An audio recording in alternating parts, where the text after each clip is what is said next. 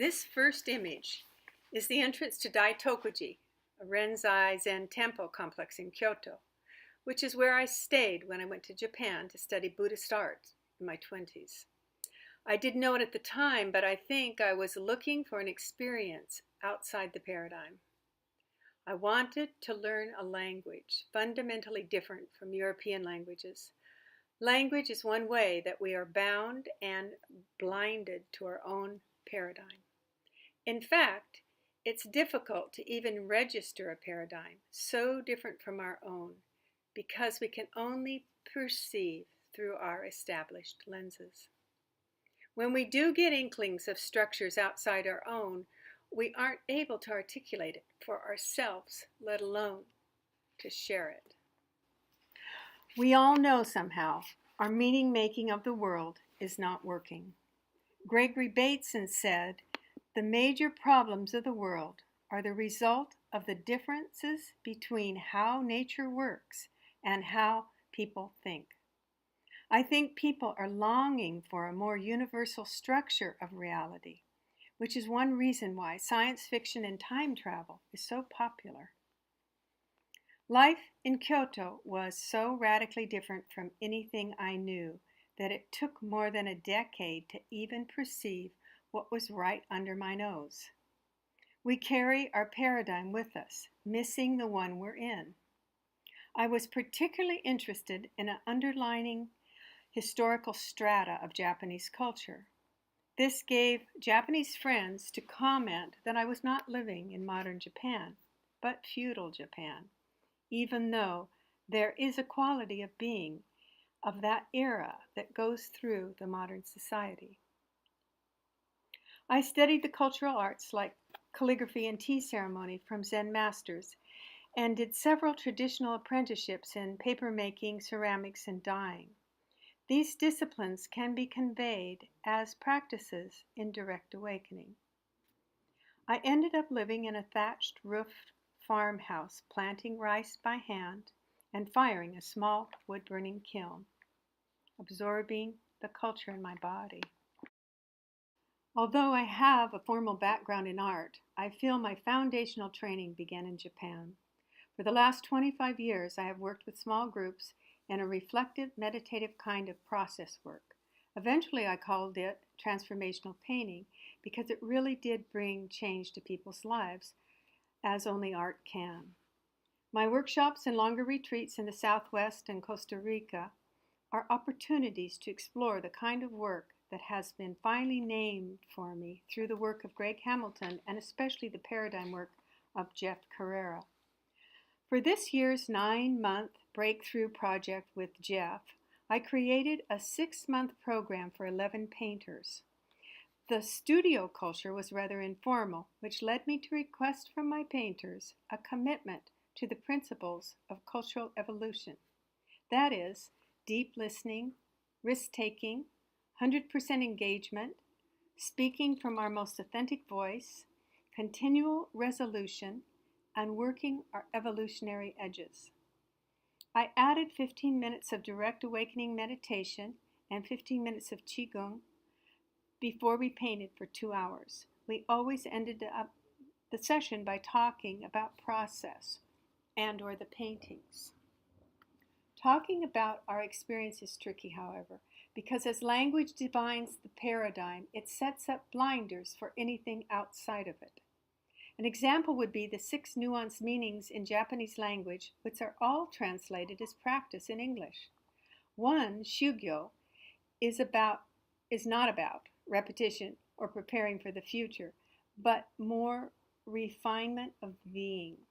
This was very much emphasized in the program, Painting to Wobble the Paradigm. Talking about our process, I like to use Patricia Albert's phrase, improvisational transformative poetics, which suggests that the verbal expression is an extension of the exploration process, part of creating, part of mutual learning. You will have a sense of this from the painters' comments with stages of their paintings. Now, as you can see by the pictures of the workshops and retreats, we are not painting for a product, but the process. which is why this kind of painting lends itself to practice. We began this series, Painting to Wobble the Paradigm, by painting into presence and moved through various practices of direct awakening like receptivity, inclusivity, not knowing, no problem, and many more. In the first few months of painting, we painted into presence. Ellen here started this painting with a bold gesture. All 8 of these slides are stages of the same painting, and she says, "My art is beginning to hold a place that I return to daily."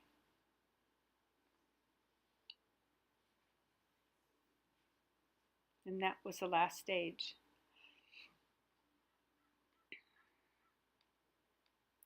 Linda says of her paintings, "It is painting me. It leads me outside my comfort zone."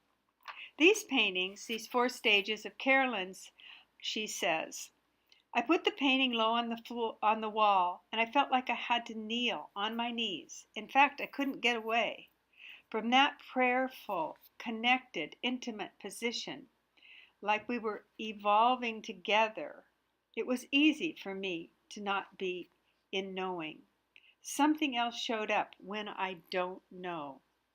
In the stages of this painting, Jan used others' palettes and asked people to paint on her painting. She says it was very moving how Lori painted so reverently yet passionately on my painting, different from how I paint. Contextual mutual learning gathers momentum here.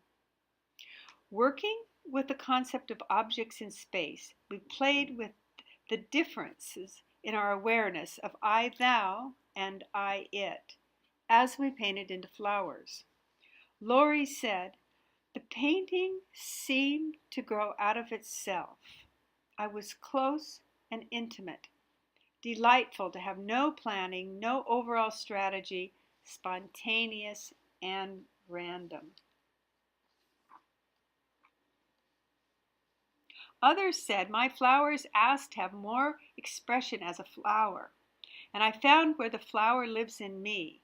I found myself enjoying color in a new way."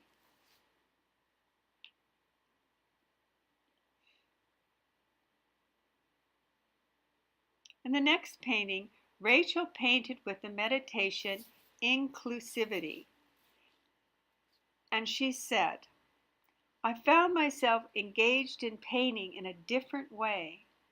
I enjoyed non-attachment as I stayed physically connected to color and texture. A lot of permission."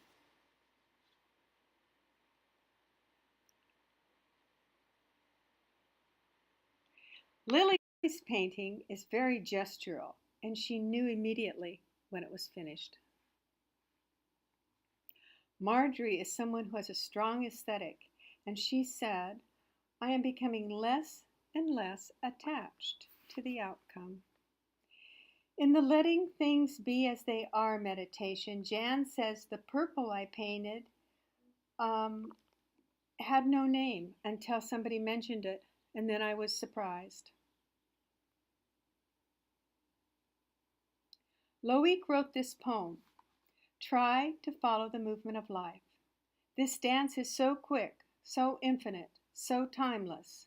Don't hold your breath. Let go and join the flow of the field of life." Martina, "The physical material led me out of my head.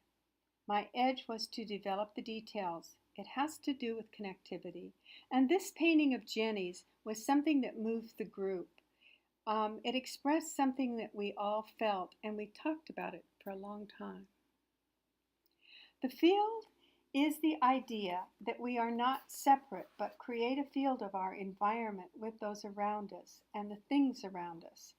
In painting into the field, we worked on an 18 feet by 3 feet support with 5 or 6 people painting at the same time.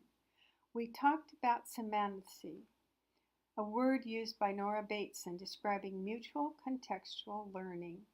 This was not a teamwork or a collaboration, but more like the organs of a body augmenting each other.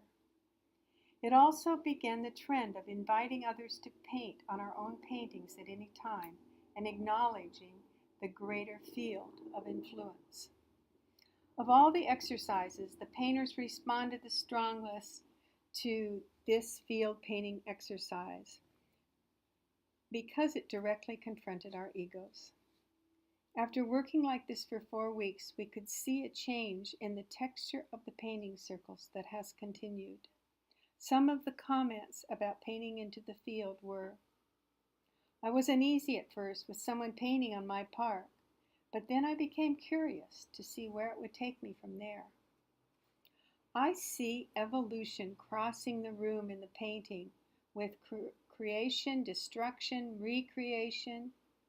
It is the creation myth. I see the masculine principle breaking down, perhaps to reconstruct. I see the de-evolution of consciousness, the system breaking down. It has a life of its own, and it's looking out at us. One of my challenges as a painter in this practice has been that after painting in direct awakening meditation, at the end I want to pull the painting together. I want to make it work as a painting. But instead of, after 6 months, I just let it be, I just stop. I think my aesthetics are changing as I appreciate the painting itself. My trouble is that I can't tell if the painting is any good or not. My old ways of evaluating the painting have started to wobble. The different painters have their different tasks. Lori is a painter who was challenged by the meditation, even though she entered them 100%. She emailed me after one of the early sessions of painting into the field. She was dismayed by the other painters' reaction to the process of people painting into their work. She does not think of herself as a writer, but sometimes in relation to painting, poems pop out complete. To this end, I would like to share her poem called "Disillusioned by the Field." Held together in gravity, we struggle to be free of each other, yet yearn for integration of imagination while holding our own brush, stepping on unknown toes while painting ourselves into the big picture inhibits creativity. Feeling and unfeeling mixes with the wet paint of one another, going in and out of the canvas and each other as we listen and try to be heard. The field story is as old as civilization can remember. Disillusion will subside when love holds us together instead of gravity, and colors can be mixed freely to paint a picture that excludes no one. Faith in the field will then prevail.